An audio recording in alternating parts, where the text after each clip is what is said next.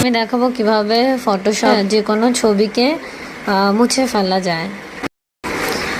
তো বন্ধুরা, প্রথমে আমরা কি করব, মাথার কাছেরটা ব্যাকগ্রাউন্ড যেটুকু আছে সেই ব্যাকগ্রাউন্ড থেকে মাথার কাছের ব্যাকগ্রাউন্ডটা দিয়ে মাথার কাছের জায়গাটা রিমুভ করব, মাথা থেকে কোমরটা, আর পায়ের কাছের ব্যাকগ্রাউন্ড দিয়ে পায়ের দিকটা আমরা রিমুভ করব। কিভাবে দেখে নাও। প্রথমে এই টুলটাকে সিলেক্ট করে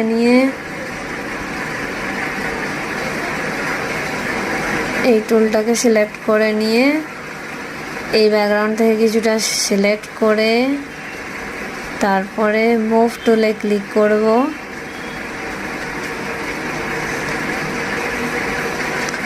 মুভ টুলে ক্লিক করার পরে এর ওপরে রেখে কম্পিউটার থেকে অল্ট বাটন চেপে ধরে মাউসের লেফট বাটনটা চেপে ধরে মাউসটাকে একটু এগোতে লাগবো। এই দাগটাও একটু একটু পড়তে থাকবে, এর ওপরে ক্লিক করতে থাকলে দেখো এগুলো মুছে যাচ্ছে।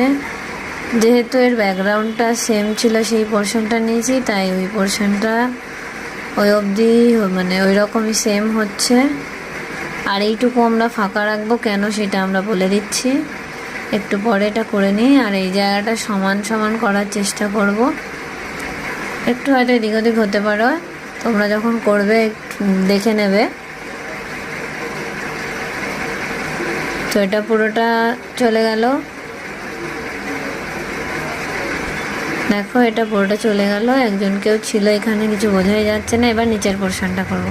নিচের পোর্শনের আগে এই মিডিলটা করে নেব। মিডিলটা এইভাবে অর্ধেক রাখার কারণ হলো, যখন যেহেতু দুটো কালার আলাদা, আমি যদি একবারে করতে যাই আপ ডাউন হবে, সেই কারণে ওই পোর্শনটাকেই পার্টিকুলারই করে দেখাবো।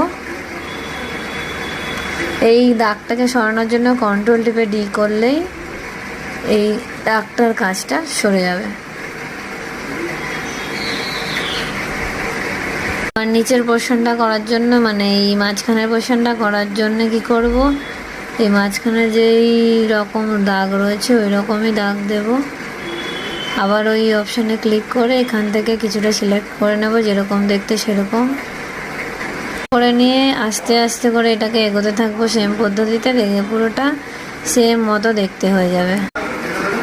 দেখো এই জায়গাটা পুরো সেম দেখতে হলে একটু হয়তো এদিক ওদিক হয়েছে, ওটা তোমরা দেখে নিও, পরে নিজেরা যখন প্র্যাকটিক্যালি করবে দেখে নেবে।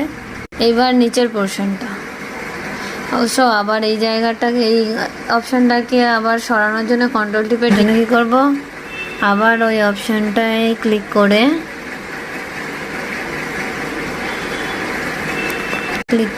করে কিছুটা অংশ সিলেক্ট করে নেব।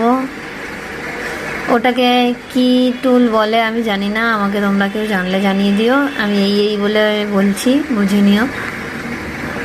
পাশের টুলটা তো বলছি মুভ টুল, ওই টুলটার নামটা আমি ঠিক জানি না। তো তারপরে আবার মুভ টুল ক্লিক করে এটাকে আস্তে আস্তে দিলে দেখো এই পাটা পুরো গায়েব হয়ে যাবে।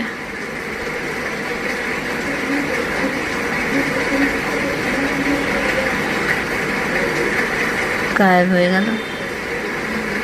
সো এইভাবে তোমরা কাজ করলে নিশ্চয়ই পারবে, একবার ট্রাই করে দেখবে। তো ভিডিওটা ভালো লাগলে অবশ্যই লাইক কমেন্ট শেয়ার